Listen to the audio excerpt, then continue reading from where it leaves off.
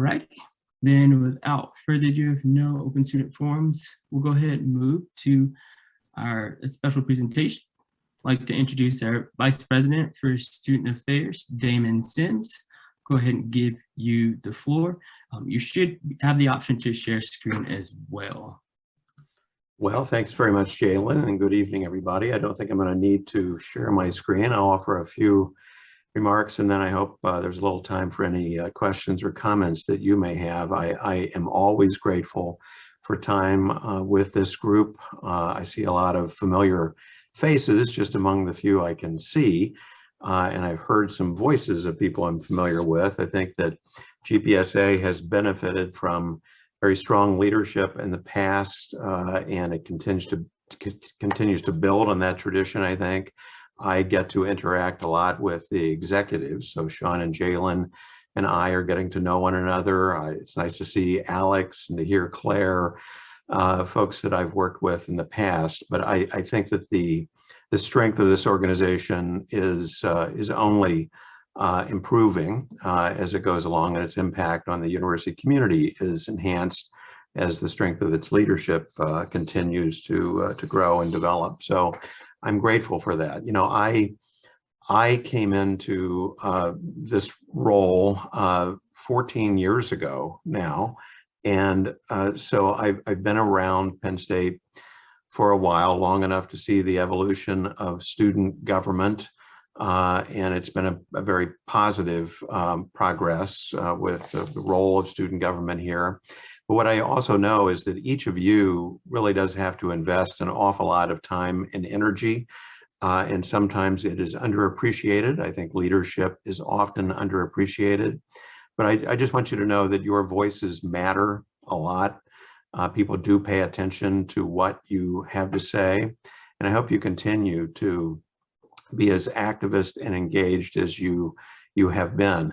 One thing that I want to tell you is the last time I met with this group, we had a bit of a conversation about whether the university was paying attention, the university administration in particular was paying attention to some of the activities the GPSA was engaged with. And I think that a lot of the focus was on resolutions that had been passed, and there was a feeling that there was rarely the kind of response to resolutions that you might have expected. And I thought more about that, and I decided that it is true both for GPSA and the other student governments. It's true for UPUA that you pass a lot of legislation, you pass resolutions, and they are making key statements that sometimes you don't get any sort of formal response to. And that void, I think, that's created needs to be filled. And so I actually have created a part-time hourly position, hiring a student worker, but a student who's a former student trustee at Penn State. Brian Culler is going to be working in my office, helping me keep track of things that are happening in various organizations, not just student governments, but importantly, student governments.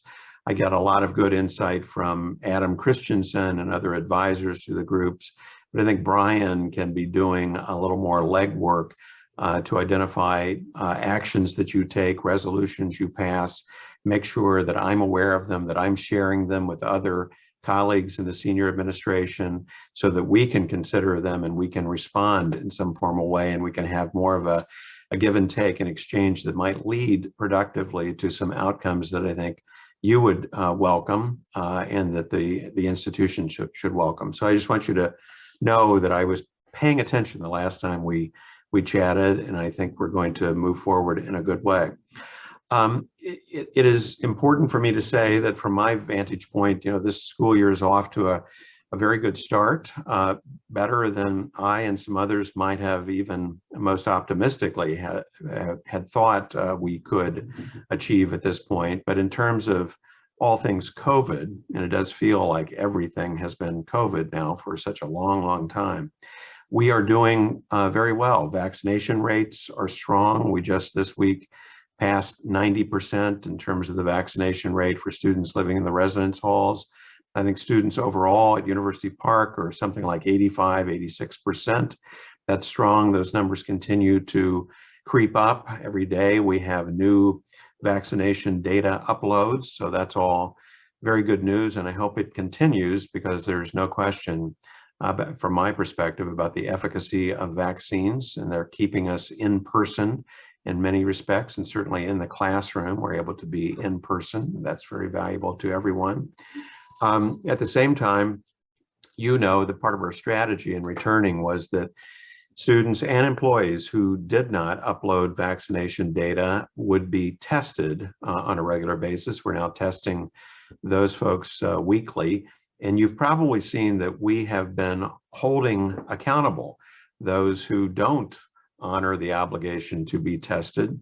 There's a 3-stage process. You get multiple opportunities to test. We're not eager to take action where we don't need to, but we're also eager to make sure we do all we can to have a safe community and continue the in-person experience. So last week we announced that we were interimly suspending 117 students at University Park. I think that number as of Monday this week was down to 55. The overwhelming majority of the other 62 basically said, oh, I didn't think you were serious. Here's my data. And they uploaded their vaccination data. So they're good to go. About 40% of the 62 actually decided to be tested, just stick with testing. And about 10%, I think, were vaccinated. So that process seems to be working. We don't have many students in our isolation space. We test wastewater every day. There is no evidence of any elevated presence of the virus in the community. So we're continuing along the path that we had laid out for ourselves relatively successfully, and I remain optimistic that we can continue to do so through the rest of the school year. And I think that's going to work as long as everybody continues to do everything they can to make sure that that's possible for us.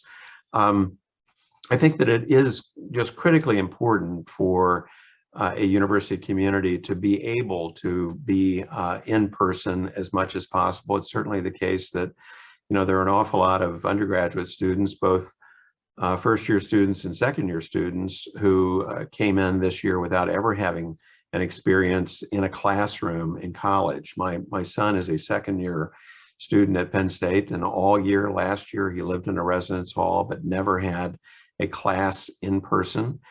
So that's a new experience for him. So we have sort of 2 classes of students who in effect are first years and going through all those activities and experiences that first year students have. But I think that the vibrancy of the community this year and the experiences this year just feels a whole lot more to me like what a college experience should be. And I think that's true for all of us in the university community. I also know, though, that these circumstances have created enormous stress for everyone, and that's particularly true for graduate and professional students. I think many of you, of course, have teaching roles. You're in classrooms. You are interacting with a lot of students. I think that for all kinds of reasons, that can be stressful in the best of circumstances. It's additionally stressful in these circumstances. We had a conversation, Sean and Jalen and I and others, just earlier this week about those stresses and what more we might be able to do to target the population of graduate and professional students. I think we have a lot of services and programs in place that can be utilized even more effectively, perhaps, but we need to explore some special offerings, perhaps programmatically, that could be directed at your constituency. Counseling and psychological services, of course, is one of those resources that we're most pleased with at the university, but we also have health promotion and wellness, which has programming focused on stress relief. We have campus recreation, which has programs that are focused on stress relief. So I'd love to partner with GPSA to think about how we could perhaps develop a package of programming that we could target to graduate and professional students and push out those offerings a little more robustly even than we are already. You benefit from having Claire Kelling as a part of this group. Claire Also, I think should know, Claire is the chair of the University Park Student Fee Board. That's a very important group every year. It is this year exceedingly important because it's taking on the task of considering a number of capital projects, and these have some very profound long-term implications.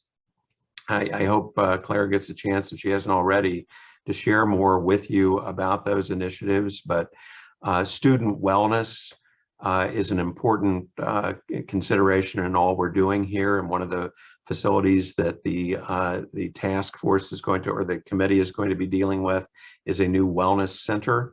And we hope that we might be able to move forward with identifying some resources to build a wellness center at University Park to consolidate some activities and do even more than we already are doing in that important area of practice. I think diversity, equity, and inclusion, one of the things that strikes me when I get together with GPSA is the diversity of this organization. It reflects diversity in the way you would hope a university would, and it reflects diversity in a way that very few organizations, frankly, at this university do. So I commend you for that. And I also commend you for the leadership you provide in advancing diversity, equity, and inclusion as an important consideration. I think that President Barron has made DEI issues and initiatives a very important part of his presidency. I hope that you know Brian Pechkowski, who's an assistant vice president in student affairs and has within his portfolio a lot of diversity, equity, and inclusion services and programs. He's somebody who you should familiarize yourself with, and I think Brian is looking for partners among student leaders where he can find them to advance those purposes among us. And finally, I'd say that we are living in a time when I think, quite frankly, democracy is at risk. And I think that it's very easy to become cynical, more than just skeptical, but cynical about public affairs, about public service, about engagement in a community and the way you're engaged in a community through GPSA. I think that to the extent that we allow that kind of cynicism to bleed into the student community, we're going to risk a lot in the long term. And so part of our mission at the university has to be advancing an understanding of the responsibilities and rights, opportunities afforded to those who take on citizenship in an active, engaged way. And I am pleased that you are doing that, but I invite you to work closely with those of us at the university who are trying to promote a greater awareness of citizenship and a promotion of democracy in various forms, in the activism that comes from that. So I think that's probably enough said. I know you have a very busy agenda, and if there's any chance for me to respond to any questions or comments, I would welcome that opportunity. Thanks, Damon. I know for me as president, I think that you've been an extremely strong member of my support system with trying to affect some change on the university and also supporting graduate and professional students. So thank you for that. Are there any questions for Damon? Claire? Hi, Damon. It's good. I can always count on Claire to have a question. Yes, and it's good to see you. I was intrigued by this role that you mentioned with Brian, and I just wanted to ask a couple of questions about it.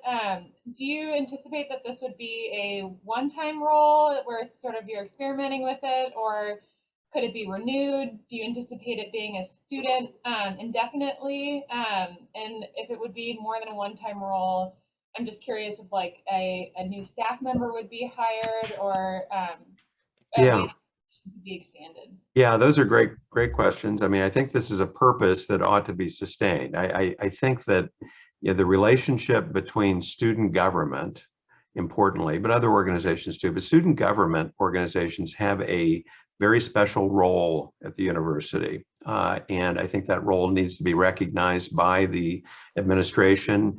We are collectively part of the leadership, you and we and the faculty senate and others like us. But I think we need to be communicating better than we are. And very importantly, as I said, I think that listening to what initiatives are that you're trying to advance through resolutions, through legislative action, through other activities, and being aware of those. I think that my role affords me an opportunity to then share those things and even advance them in various ways within the administration, and perhaps insist upon a response so that we actually move things forward where we should.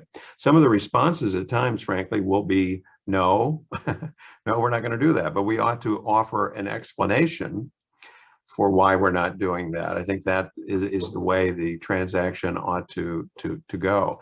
Resources are scarce. Finding the resources to add a position, not an easy thing to do. I really do rely heavily on the advisors to the organizations to give me insights.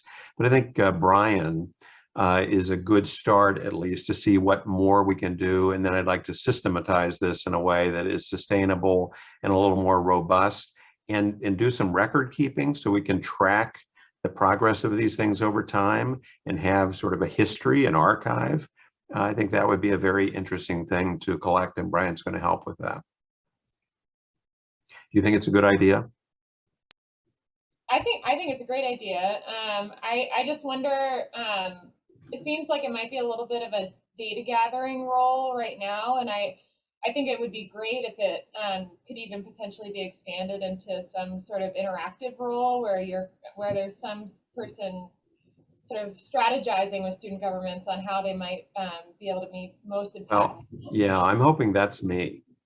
Yeah. Frankly. And that's what I'm hoping. I'm hoping that I can be armed, not after the fact, but as things are getting started, to actually interact with student government about initiatives that you'd like to pursue. I mean, Sean and Jalen and I, as you've had before, Claire and Alex, we had a meeting this week with other student government leaders, and there were some initiatives that Sean was sharing that GPSA is pursuing, and we talked about strategies, the best way to approach them, and I'd like to do more of that. I think that in my role, I can do that, and I have the added advantage of having access to certain tea leaves that you may not, but I need to share those where I can and try to connect the dots as much as I can without, directing traffic. I want you guys to have autonomy and independence to do what you need to do, but I just think we collectively could do better than we are. So I think it is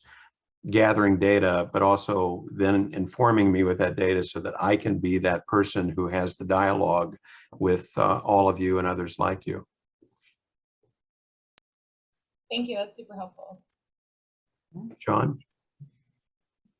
Thanks. Sorry. Okay. My question is with regards to many of the programs that are available currently for, I guess, for stress relief or reduction of, I guess, the threat of burnout. I think those options are great. I do want to ask if there are plans to increase maybe some of the staffing at UHS or at CAPS that are the professionals focused on mental health and wellness.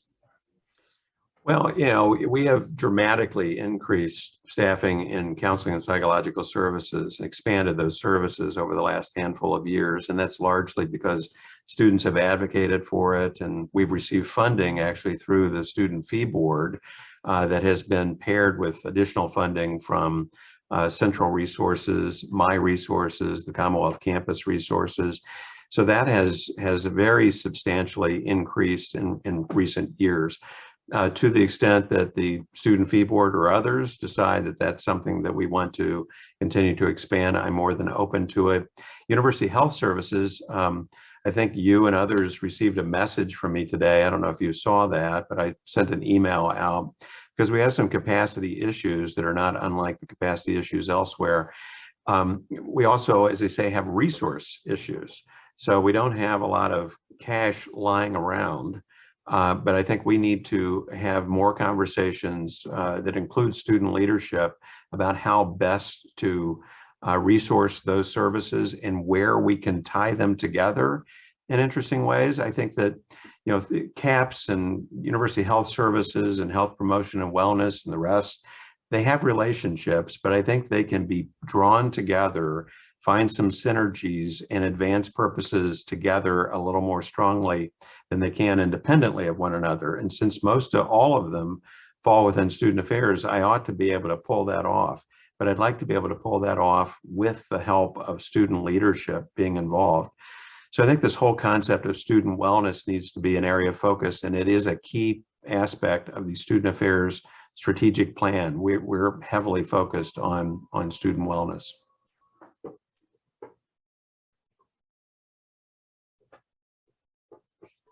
All right, thanks. Any other questions for Damon? No, Audrey? Hi, Damon. Thanks for such a wonderful talk and sharing your thoughts about graduate students. I did have one question regarding, just to follow up on Sean's thoughts on the students' wellness and mental health in universities. I don't think I have to iterate it much that graduate students do have a lot of things going on in their lives. It has a lot of pressure, and I was wondering if what can the university do to facilitate especially counseling services for graduate students and to remove some of the barriers that exist. For example, how does the insurance play out in terms of when you go and seek out psychological services? And I was wondering if there are some ways where CAPS can actually facilitate and make the process a little bit more streamlined for somebody who is looking for mental health resource, publicize this opportunities to graduate students. Yeah, that's also a great question. We have staff who are in effect case managers and will help with some of those issues, insurance issues, resource issues. But what I think we actually need to do, and this is something that we're going to have to find the time to talk about a little more carefully, but I would love to actually pull together a focus group discussion with graduate and professional students about this issue. I'm hearing more and more about the stresses that graduate students endure. And I think that not only hearing about the stresses, but also hearing about either the inadequacy of services and programs to help alleviate those stresses or respond to them effectively, or the difficulty accessing them.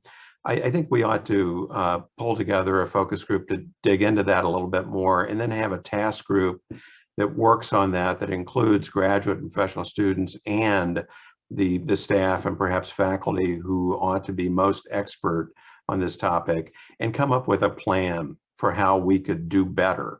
I think we do many things well at this university, but we should always, I think every university should always be striving to achieve more and do better. And we can learn from just listening to graduate and professional students about their personal experiences.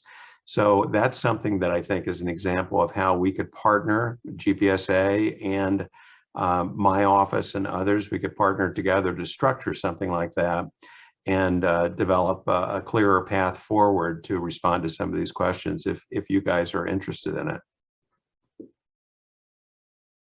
Yeah, thank you. That's probably something that is for the members of GPSA to take up in future, but it seems to be a useful start in addressing some of these problems. Good, that would be wonderful. Thank you. All right, any final questions? All right, if not, we'd like to thank you for your time, Damon. Thank you for coming and speaking with us today. Thank you very much. Good to see all of you. Don't be strangers. Come to the second floor of Old Main, 210 Old Main. I love to see students, so come visit me anytime. All right, see ya. We'll go.